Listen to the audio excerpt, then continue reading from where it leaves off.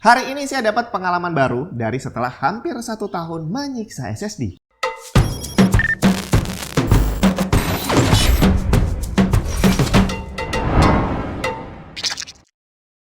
Jadi SSD yang diuji hari ini sebenarnya ya sama seperti sebelum-sebelumnya, dia terpilih karena keberuntungan. Jadi ceritanya beberapa minggu lalu Tech and Tips sempat agak bersantai sebentar, produksi videonya agak dikurangin gitu ya, biar bisa ya liburan-liburan sedikit lah ya. Termasuk kalau diperhatikan ya beberapa minggu sempat tidak ada update untuk penyiksaan SSD. Jadi kemarin sebelum dilanjutkan lagi, sebelum saya belanja SSD lagi, saya cek dulu nih di playlist yang udah pernah tayang itu brandnya apa aja. Jadi saya tinggal check out yang belum pernah ditayangkan. Dan akhirnya udah saya check out beberapa dan salah satunya adalah Join. Dimana Join ini termasuk salah satu brand antah berantah yang waktu saya coba cari informasinya online itu nggak banyak yang bisa saya dapat. Website resmi nggak ada, terus official store-nya di Tokopedia juga nggak ada.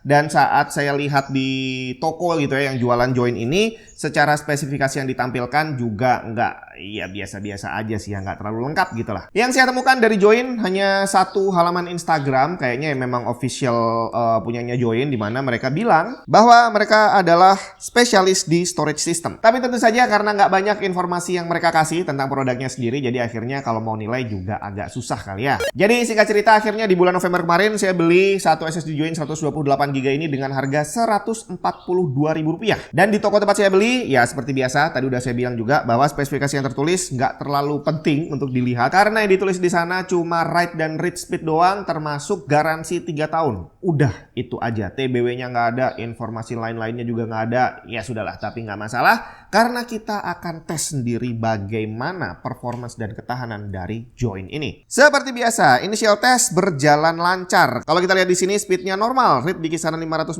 dan write-nya di 450-an MB per second. Sensor temperatur terlihat nggak jalan tapi nggak jadi soal. Langsung aja saya mulai stress testnya, tapi ternyata softwarenya nggak mau jalan bre. Udah saya coba beberapa cara untuk ngakalinnya, tapi ternyata bener-bener nggak mau. Jadi akhirnya tesnya saya hentikan. Ya mau gimana lagi, nggak bisa jalan gitu. Tapi habis itu saya ngobrol sama yang biasanya ngetes SSD di sini dan dikasih tahu, loh Join kan udah pernah. Terus saya bilang, kok pernah? Kapan? Saya lihat di playlist nggak ada. Iya emang nggak ada karena waktu itu dites nggak mau jalan. Dan akhirnya saya dikasih satu file rekaman pengetesan Join. Dan di situ ternyata terlihat sudah pernah dilakukan 2 bulan sebelumnya dan ternyata memang nggak bisa dites dengan alasan yang sama. Dan begonya lagi ternyata di bulan September itu saya beli Join juga dengan harga Rp110.000. Cuma waktu saya cek harga update-nya memang udah naik ke Rp138.000, tapi di toko itu stoknya lagi kosong. Nggak tahu deh, apa memang harga SSD lagi naik kali ya. Tapi yang pasti 2 kali saya ngetes Join ini bukan karena kesengajaan dan ternyata dua-duanya nggak mau dites. Dan ini adalah pengalaman pertama karena semua SSD sebelum dan sesudah Join yang saya beli itu semuanya bisa dites. Kalau masalah softwarenya nggak mau jalan itu bukan yang pertama. Sebelumnya udah pernah beberapa kali tapi bisa diatasi lah ya. Ada cara untuk mengatasinya. Tapi ternyata di Join ini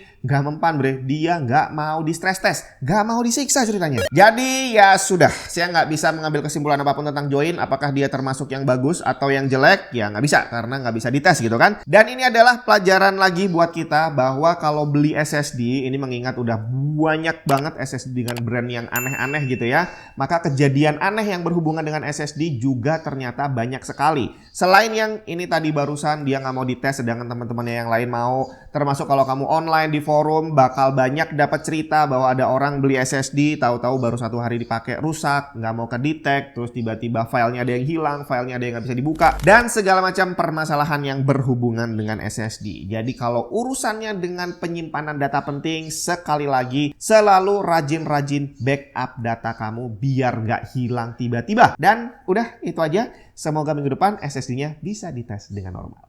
Kita ketemu lagi di video selanjutnya.